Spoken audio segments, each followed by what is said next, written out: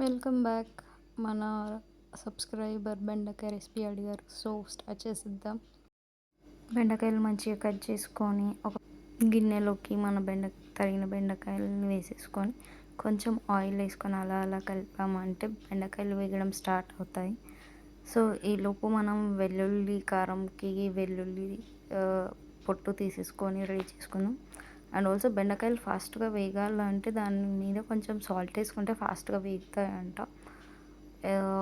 మా మమ్మీ చెప్పారు, చూస్తున్నాను ఐ మీన్ ప్రతిసారి చేసేటప్పుడు కూడా.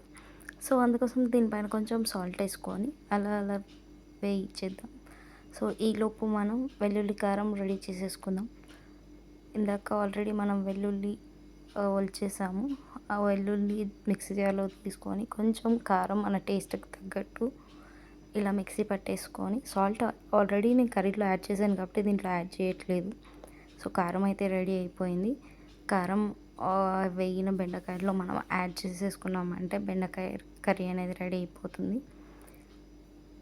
Yeah, almost curry is done. Yeah, ఇంకా వేడిగా తినేద్దాం. And also please do subscribe, do like and share.